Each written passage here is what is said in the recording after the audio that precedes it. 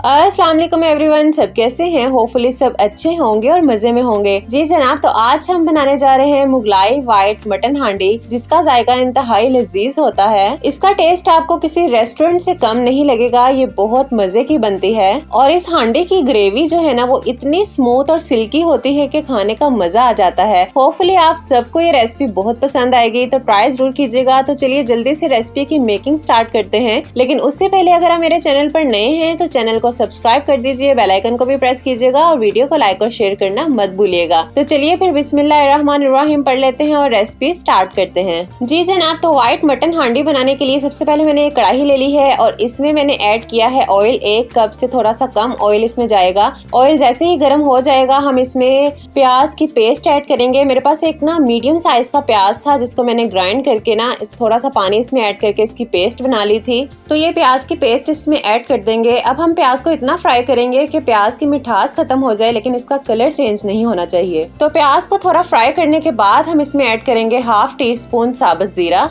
अब इसको भी हम हल्का सा फ्राई कर लेंगे और बहुत प्यारी खुशबू आएगी यहाँ पर। उसके बाद हम इसमें ऐड करेंगे 2 टेबलस्पून अदरक और लहसुन का पेस्ट। अब इसको भी हम यहाँ पर 1 मिनट के लिए हल्का सा फ्राई कर लेंगे कि अदरक और लहसुन का कच्चापन दूर हो जाए। उसके बाद हम इसमें गोश्त ऐड करेंगे। तो ये मेरे पास मटन है, आप सेम रेसिपी बीफ में भी बना सकते हैं। मटन यहाँ मेरे पास है जी 1/2 kg। इसको मैंने अच्छे से वॉश कर लिया है और मटन अब इसमें ऐड कर देंगे। अब मटन को हम फ्राई करेंगे तब तक के लिए जब तक कि मटन का कलर चेंज नहीं हो जाता।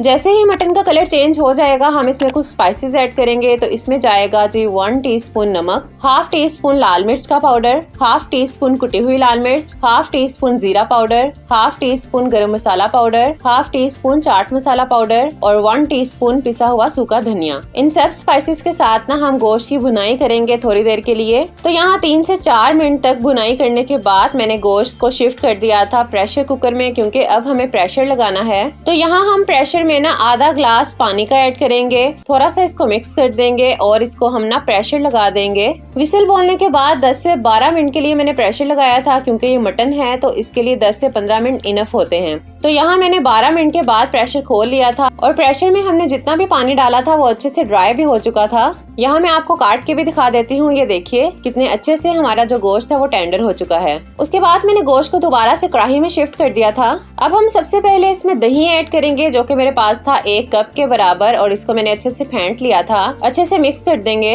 तो यहाँ अब दही के साथ हम गोश्त की भुनाई करेंगे 5 मिनट के लिए। उसके बाद हम इसमें ऐड करेंगे काजू का पेस्ट। तो मेरे पास ना 12 अदद काजू थे, जिसमें मैंने हल्का सा पानी ऐड करके इसका पेस्ट बना लिया था। ये जाएगा इसके अंदर। इससे जायका जो है ना वो मुगलाई हांडी का बहुत अच्छा डेवलप होता है। अच्छा, इस हांडी में मैंने ना हड्डी वाला गोश्त इस्तेमाल किया है, आप चाहें तो बोनलेस गोश्त भी इस्तेमाल कर सकते हैं। अब जनाब पेस्ट ऐड करने के बाद हम इसमें क्रीम ऐड करेंगे। तो ये मेरे पास टेट्रा पैक क्रीम थी, जो कि जाएगी इसमें 1/2 कप के बराबर। अगर आपके पास क्रीम नहीं है तो आप दूध की मलाई भी इसमें ऐड कर सकते हैं। काजू का पेस्ट और क्रीम ऐड करने से ना इस हांडी का टेस्ट बहुत ज्यादा डेवलप होता है। तो यहाँ 7 से 8 मिनट के लिए बिल्कुल लो फ्लेम पे इसको कवर लगाकर हम छोड़ देंगे, ताकि सारा ऑयल ऊपर आ जाए और जितना भी इसमें एक्स्ट्रा पानी है वो भी ड्राई हो जाएगा। तो यहाँ आप देख सकते हैं जब मैंने कवर हटाया तो अच्छे से ऑयल भी ऊपर आ चुका है और यहाँ हमारी हांडी भी ऑलमोस्ट डन है। तो लास्ट में आपने इसमें ना फ्रेश कुटी हुई काली मिर्च ऐड करनी है, इससे टेस्ट बहुत अच्छा आता है। और थोड़ी सी मैंने हरी मिर्चें काट कर ऐड की थी। तो अल्हम्दुलिल्लाह यहाँ तैयार है हमारी मुगलाई व्हाइट मटन हांडी, जो कि बहुत मजेदार बनी थी। और इसको मैंने इस तरीके से डिश आउट कर दिया था।